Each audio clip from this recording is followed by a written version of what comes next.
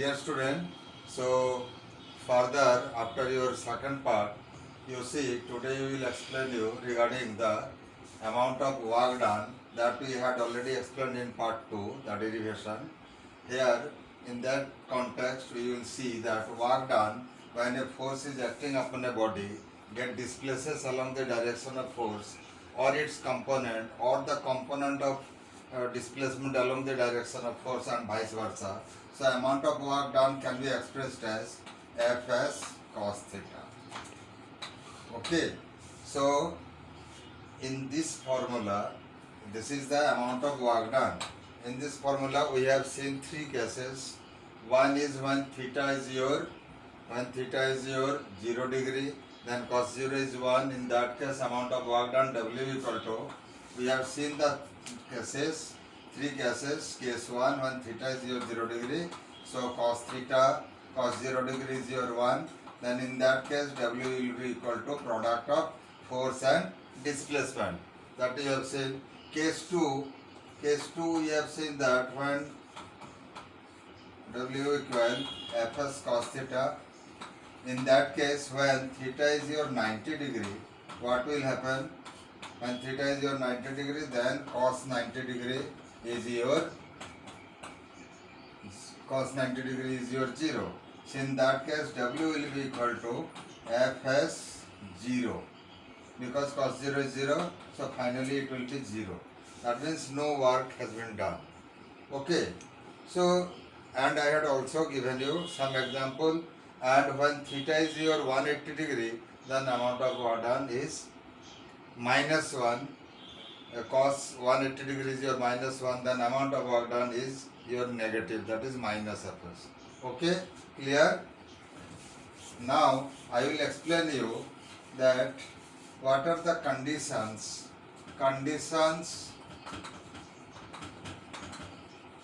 when work done is 0. Okay, what are the conditions on which the work done is 0? So there are two conditions. First condition is your if F is 0, then also W, that is Fs cos theta for any value of your theta. If force is 0, then amount of work done is 0. If force is 0, that means if there is no external force, no amount of work done. So that means this is the first condition. If force is 0, then also amount of work done is 0. Second condition, if theta is 90 degree, then cos 90 degree is your 0. So that means F will be, that means work done will be your Fs cos 90 degree, that is F into S into 0. So because cos 90 is 0, so finally your answer is 0. That means no work has been done. That means when the force applied on a body and the body displaces along the direction perpendicular to the direction of force applied, then what will happen? The amount of work done is 0. These are the two conditions necessary for a body by which the amount of work done is 0. Clear? Okay. Now, one more thing. If in this case, another thing is that if we will consider that force is not constant, but if it is variable, if another situation, if force is variable, then how we will measure the amount of work done? We can measure, when the force is variable, we can measure the amount of work done by the area enclosed by the force and displacement graph. For that, what will happen when force is variable, and due to that force, whatever displacement the body occur, it will plot a graph. It will plot a graph in which your force is along y-axis and displacement s is along x-axis. Then the graph will be a straight line. Nature of graph, force displacement graph will be a straight line, and then by finding the area enclosed by this force displacement graph with your displacement axis, that means along x-axis, this is your x-axis and this is the displacement axis, then by enclosing the area of this area of the force displacement graph enclosing with your displacement axis will give you the amount of work done. So here area enclosed by force displacement graph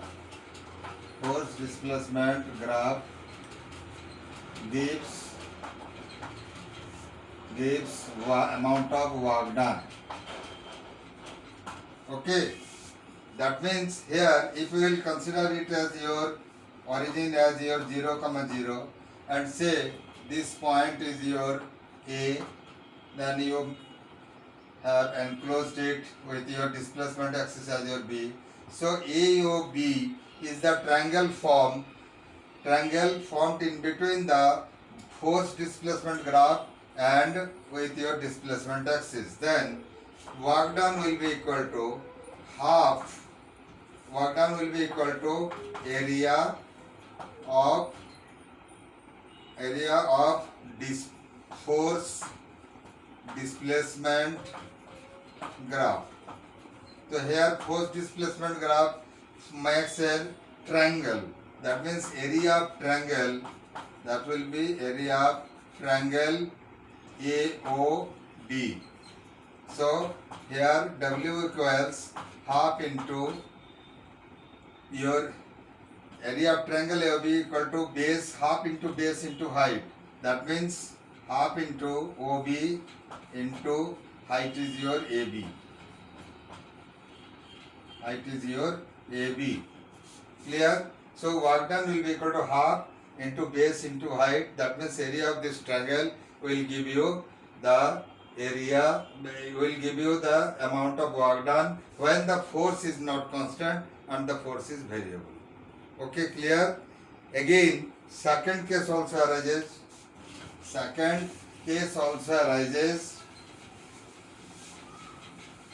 There are another situation. Suppose when force is constant. When force is constant, but your displacement is not constant, but it changes. So in that case, if you will plot displacement, if you will plot force displacement graph, displacement is along x-axis and force is along y-axis, and force is constant. That means the nature of graph will be a parallel line, parallel to the x-axis, means parallel to the displacement axis. So in this case, amount of work done will be the area enclosed. Suppose this is your origin 0, 0 and this is your A position. AB will be this is the force axis, this is the displacement axis. AB is the force displacement graph, or when force is constant, but for various displacement force remain constant. Okay, that means the magnitude of force remains same, but the body displaces by the application of constant force. So in that case, you can find by finding the area enclosed by force displacement curve. So you just join the area enclosed by force displacement curve. In this case, it will form a rectangle. So here amount of work done will be equal to area enclosed by force displacement curve. So here the force displacement curve is a rectangle. So that is area of rectangle, and rectangle is your OAB set C. Area of rectangle OABC. So in that case, here this is your force F and displacement is your S. So in this case, you can find out the area. So when the force is constant, but the displacement is not constant. Or even if by applying a constant force, the body displaces. Clear? Okay. Now we will discuss about the next part is your unit of work. Unit of work. Okay. SI unit of work. SI unit of work is joule. Joule. It is denoted by capital J. Clear? And so now the question arises, since F work done will be equal to F into S into cos theta. Okay. So in general, when theta is your 0 degree, that means the displacement is along the direction of force, then amount of work done can be normally expressed as your product of force and displacement. So if you will consider this to determine, then amount of work done can be 1 joule when 1 Newton force applied on a body displaces through 1 meter. This is your, that means when, then we can say define 1 joule of work. So when 1 Newton force displaces a body through 1 meter along the direction of force,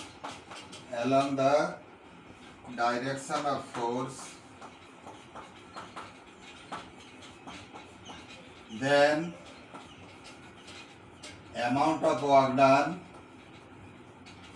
amount of work done is said to be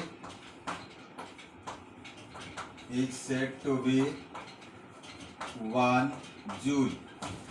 Okay, when 1 Newton force displaces a body through 1 meter along the direction of force, then the amount of work done is said to be your 1 joule.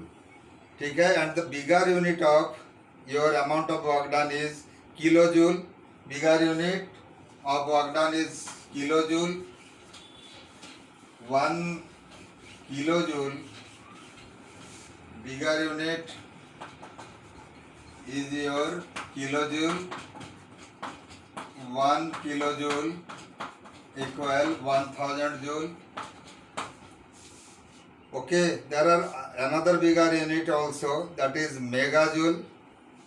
Megajoule is also megajoule, that is 1 megajoule will be equal 10 to the power 6 joule. Similarly, another bigger unit is your gigajoule. Okay, so 1 gigajoule is 1 gigajoule is your 10 to the power 9 joule. So this is about the relation between your SI unit and bigger unit. Okay. Now, in case of CGS unit, CGS unit of work done. CGS unit of work done is erg. ERG. Okay. Here if you will see that work done is your force and displacement. So when 1 erg can be when one dying force is applied on a body and displaces it through 1 centimeter, then amount of work done is your 1 arc. Dying centimeter is your arc. You see, when joule, you are expressing it in joule, so Newton meter is your joule, because 1 Newton displaces it through 1 meter, where 1 dyne it displaces a body through 1 centimeter. So this is your arc. Okay. Now relationship between CGS unit and SI unit. 1 joule means 1 Newton into 1 meter. Okay. So 1 Newton is your 10 to the power 5 dyne, and 1 meter is your 100 centimeter. So altogether this is 10 to the power 7 dyne centimeter, or this can be written as 10 to the power 7 arc. 10 to the power 7 arc. Okay. So this much is sufficient for today. We will again see next day for your next part, that is power, we will discuss. Okay, see you. Bye.